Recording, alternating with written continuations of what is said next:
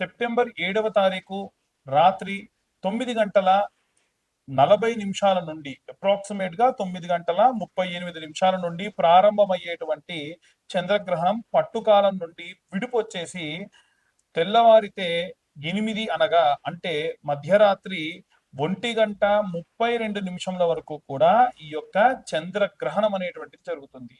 ఈ యొక్క చంద్రగ్రహణం జరిగినప్పుడు ఈ యొక్క ద్వాదశ రాసుల వారు కూడా ఎలాంటి రెమెడీస్ తీసుకోవాలి, ఎలాంటి మంత్రపఠనం చేయాలి, ఈ సమయంలో ఏ రాశికి ఆ రాశి అంటే మేషరాశి వారికి నుంచి మేషరాశి నుండి మీనరాశి వరకు కూడా ఎలా ఉండబోతుంది, వాళ్ళు ఎలాంటి సంఘటనలు ఎదుర్కోవచ్చు, ఎలాంటి జాగ్రత్తలు తీసుకోవాలి అనే విషయాన్ని ఇప్పుడు మనం తెలుసుకుందాం. ప్రప్రథమంగా మేషరాశి వారికి సంబంధించి ఈ యొక్క సెప్టెంబర్ నెలలో సంభవించేటువంటి చంద్రగ్రహణ కాలమునందు మేషరాశిలో ఏ ఏ రాశుల వారికి ఎఫెక్ట్ ఉంటుందంటే మేషరాశి, అలాగే మిథున రాశి, అలాగే కన్యా రాశి, అలాగే వృశ్చిక రాశి, అలాగే ఈ యొక్క కుంభరాశి, ఈ 5 రాశుల వారికి విపరీతంగా ఎఫెక్ట్ అనేటువంటిది ఉంది. కాబట్టి వీలైనంత వరకు వీరందరూ కూడా ఈ యొక్క 5 రాశుల వారు చాలా జాగ్రత్తగా ఉండాలి. అనవసరమైనటువంటి వాదోపవాదాలు చేసుకోకూడదు. ముఖ్యంగా మేషరాశి వారి విషయానికి వస్తే వీరి మేషం నుండి 12వ స్థానంలో శనిగ్రహ సంచారం ఉంది. ఈ యొక్క శనిగ్రహ సంచారం ఉన్న సమయం నందు 12వ స్థానం వ్యయస్థానం కాబట్టి మాట్లాడడం పొరపాటుగా మాట్లాడడం వల్ల ఏదైనా సరే ఆస్తి గాని ధనం గాని పోగొట్టుకునే అవకాశం ఉంటుంది. 3వ స్థానంలో అయినటువంటి మిథునానికి కూడా ఈ యొక్క ఎఫెక్ట్ ఉండడం వలన ఈ మిథున రాశి వారికి విపరీతమైనటువంటి మిథున రాశిలో చంద్రగ్రహణం కూడా సంభవిస్తున్న కారణం వలన ఈ యొక్క మేషరాశి వారికి అనుకోని సంఘటనలు వారి ద్వారా ఏమన్నా తెలవడం, అనుకోని విషయాలు తెలవడం, కాస్త మనస్సు ఆందోళన చెందడం, నిద్రలో ఉన్నటువంటి పీడకలను వచ్చి లేవడం, ఇలాంటివన్నీ జరిగే అవకాశం ఉంటుంది. అలాగే ఈ యొక్క కన్యాలో కుజగ్రహ సంభావితమైనటువంటి ఉండడం వలన భూమి సంబంధితమైనటువంటి అనుకూల స్థితులు ఏమీ కూడా కలగకుండా ఉండే అవకాశం ఉంటుంది. ఏకాదశ స్థానమునందు రాహుగ్రహ సంచారం ఉండడం వలన ఇది ఏమవుతుంది అనంటే ఈ గ్రహ సంచారాల్లో భాగంగా విపరీతమైనటువంటి ఆందోళన అనేటువంటిది ఈ యొక్క చంద్ర గ్రహణానికి సంబంధించి జరిగే అవకాశం ఉంటుంది. ముఖ్యంగా ఈ రాశి వాళ్ళైతే చదవాల్సిన మంత్రము అంటే అందరూ చదవాల్సినటువంటి మంత్రం చెబుతున్నప్పటికీ ఈ రాశి వాళ్ళు ప్రత్యేకంగా చదవాల్సిన మంత్రం ఏమిటి అంటే ఓం నమో స్కందాయ నమః అన్న మంత్రం, లేదా ఓం నమో సుబ్రహ్మణ్యాయ నమః అన్న మంత్రం చదవడం వల్ల విశేషమైనటువంటి సత్ఫలితాలు పొందవచ్చు. ఇక అన్ని రాసుల వారు కూడా ఎలాంటి రెమెడీస్ తీసుకోవాలి, ఎలాంటి మంత్రం చదవాలి అనే విషయాన్ని ఇప్పుడు మనం తెలుసుకుందాం. చిన్నపిల్లలు, వృద్ధులు, అలాగే గృహిణులు, ఉద్యోగం చేసేటువంటి స్త్రీలు, సినీ రాజకీయ రంగాల వారు, ఉద్యోగస్తులు, వ్యాపారస్తులు, విదేశాలకు ప్రయాణం అవుతున్నటువంటి వాళ్ళు, వీరిలో ప్రత్యేకంగా కుటుంబం అంటే మన కుటుంబంలో అందరము ఉంటాము. అందరిలో కూడా ఎవరికి ఒంట్లో బాగాలేకుండా ఉన్నా, ఎవరికి ప్రయాణంలో ఇబ్బందులున్నా ఖచ్చితంగా మనకి ఏదో రకమైనటువంటి ఇబ్బందిగా ఉంటుంది. కాబట్టి ఇంట్లో ఉన్న అందరూ బాగుండాలి, ఏవైనా సరే ఇబ్బంది పడకుండా ఉండాలి అంటే ఈ యొక్క సెప్టెంబర్ లో వచ్చేటువంటి గ్రహణకాల సమయమునందు మనం ఎలాంటి రెమెడీస్ తీసుకోవాలి, ఎలాంటి మంత్రపఠనం చేయాలనే విషయాన్ని ఇప్పుడు మనం తెలుసుకుందాం.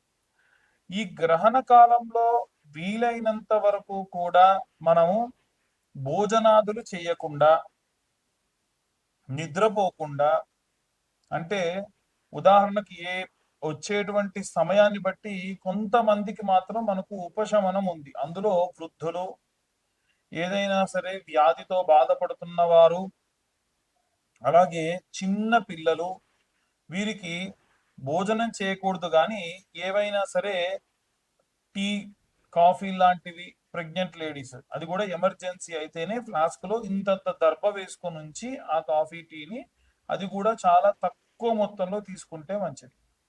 అలాగే ఏవైనా సరే డ్రై ఫ్రూట్స్ లాంటివి కానీ ఏవైనా సరే గర్భిణీ స్త్రీలు తీసుకోవచ్చు. అలాగే మిగిలిన వాళ్ళందరూ కూడా మంచి నీళ్ళు కూడా అది కూడా దర్భ వేసి ఉండాలి ఆ నీళ్ళలో, దానివల్ల దోషం అనేది రాదు. ఏం మాట్లాడతారండి, ఇవన్నీ ఇవాళ రేపు అంత వృత్తిదే, ఎవరు చెప్పారు మీకు అలాగా?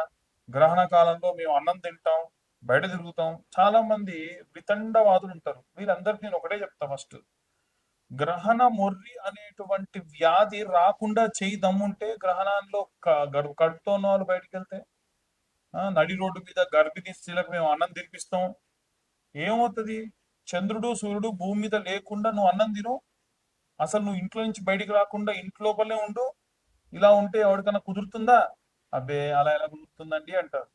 అంతే గ్రహణ కాలంలో ఎవరైనా సరే బయటికి వస్తే ఆ నెగిటివ్ ఎనర్జీ వస్తుంది. దాని వలన సరైనటువంటి చంద్రుడి యొక్క రశ్మి భూమి మీద పడదు. చంద్రుడు అమృతకారకుడు. ఎంతమందికి తెలుసు? ఒక చంద్రుడి యొక్క కిరణాల వల్లే ఔషధి మొక్కలన్నీ కూడా పెరుగుతాయని తెలీదు. మూర్ఖంగా మాట్లాడమంటే, వితండవాదం చేయమంటే, చాలా మంది వితండవాదాలు చేసేవాళ్ళు ఎడ్డిగా మాట్లాడే వాళ్ళు ఉంటారు. ఎప్పుడైనా సరే ఔషధి మొక్కలన్నీ కూడా ఈ యొక్క చంద్రుడు ఉన్న 15 రోజుల్లో వెలుతురు ఎక్కడైతే బాగా బాగా వస్తుందో వెన్నెల, అప్పుడే అవి పెరుగుతాయి. అందుకే ఆయన మంత్రంలోనే ఉంటుంది, ఓం వం అమృతకరాయ అన్న మంత్రం. ఓం వం అమృతకరాయ అమృతం ప్లావయ ప్లావయ యజమానస్య మృత్యుర్నశ్యతు. యజమానికి మృత్యువు రాకుండా చేస్తుంది. ఆయుర్వర్ధతాం, ఆయుష్ని పెంచుతుంది. అందుకనే ఈ చంద్రుడి యొక్క గ్రహణం ఏదైతే ఉందో గర్భిణీ స్త్రీలకి, వ్యాధితో ఉన్న వాళ్ళకి, గృహిణులకి అందరూ కూడా చాలా జాగ్రత్తగా ఉండాలి. గ్రహణ కాలం పూర్తయిన తర్వాతకి దేవాలయాలలో ఎక్కడైనా అర్చక స్వాములు ఉన్నా వారికి తెల్లటి వస్త్రము, బియ్యము, పిండి చంద్రుడి బింబాన్ని కూడా మీరు దానం చేయడం మంచిది. ఇవాళ రేపు సత్తు రేకునో స్టీల్ దాన్నో ఇస్తున్నారు. దానివల్ల మీకు లాభం రాకపోగా ఎదురు ఇంకా నష్టం వస్తుంది. ఎట్టి పరిస్థితుల్లో ఇలాంటి తప్పు పనులు చేయకండి. ఎంత అవుతుందండి? చిన్న చంద్రుడి యొక్క బింబం చాలా తక్కువ అవుతుంది. ఈ యొక్క దేవాలయాలలో చాలా దేవాలయాలు స్వయంభూగా వెలిసిన దేవాలయాలు అయితే స్వామివారి కళ్ళకు కూడా గంతలు కడతారు. ఆ సమయంలో ఆయన యొక్క, ఎందుకంటే అనిమిషులు అంటారు ఈ యొక్క దేవుళ్ళందరినీ కూడా, వాళ్ళు కనురెప్ప ముయ్యరు, వాళ్ళు ఎప్పుడు కను తెరిచే ఉంటారు. గ్రహణ కాలమందు వారి యొక్క చూపు పడకుండా కంటికి వస్త్రం కూడా పెడతారు. అందుకని గ్రహణ కాలం పూర్తయిన తర్వాతకి దేవాలయం అంతా కూడా శుభ్రం చేసి ఆ కంటికి ఉన్నటువంటి ఆ వస్త్రం తీస్తారు. ఇలా చేసినటువంటి బ్రాహ్మలు ఎవరైతే ఉంటారో వారికి వీలైతే దానాలు ఇవ్వడం మంచిది. ఏం దానం ఇవ్వాలంటే తెల్లటి బియ్యము, తెల్లటి వస్త్రము. చాలా మంది బ్రౌన్ రైస్ ఇస్తాము, బాస్మతి రైస్ ఇస్తాం, అలాంటివి చేయకండి.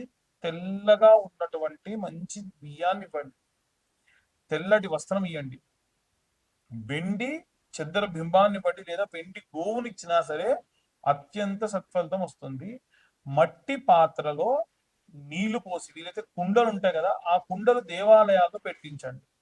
అలాగే ఎక్కడైనా పెద్ద పెద్ద భవంతులు ఉంటే అక్కడ మట్టి పాత్రలో ఒక 5-6 పాత్రలు భవంతి పైన నీళ్లు పెట్టండి. పక్షులకు నీళ్లు అందితే చాలా మంచిది. వర్షం నీళ్లు పడి అవి దాహంగా ఉన్నప్పుడు తాగుతాయి.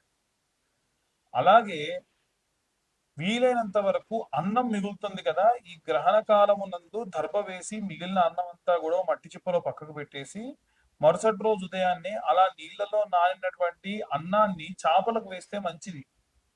దీని వలన కూడా జాతకరీత్యా చంద్ర సంభావిత దోషములు ఉంటే పోతాయి. అలాగే ఇప్పుడు నేను చెప్పిన ఈ మంత్రం కూడా మీరు చదివితే మంచిది. ఆ మంత్రం ఏంటంటే, ఓం చంద్ర అరిష్టేతు సుసంప్రాప్తే చంద్ర పూజాంచ కారయేత్ చంద్ర ధ్యానం ప్రవక్ష్యామి మనః పీడోప శాంతయే. మనస్సు ప్రశాంతంగా ఉండాలి. ఏమవుతుంది? చంద్రగ్రహణ కాలంలో మనం గనక ఉంటే, ప్రశాంతంగా ఉంటే మనస్సు చికాకుగా ఉండదు. ఒక్క మనస్సు చికాకుగా ఉంటే చాలండి. ఏమవుతుంది మనస్సు చికాకు ఉంటే? ఇల్లంతా చిందరవందర, ఏ పని చేయలేకపోవడం, మనకు డబ్బు లేదా మనకు వివాహము లేదా మనకు ఏదైనా సంతానము లేదా మనకు మంచి ఆరోగ్యము రావాల్సిన కార్యక్రమాలు ఏమైనా జరుగుతుంటే మనం వాటి జోలికి పోకుండా అలాగే మన ఇంట్లో కూర్చొని నా మనసు బాగాలేదని ఖాళీగా కూర్చుంటే ఇవన్నీ కోల్పోతాం. అలా కోల్పోకుండా ఉండాలి అంటే ఈ యొక్క చంద్రగ్రహణాన్ని ఈ పరంగా ఉపయోగించుకోండి.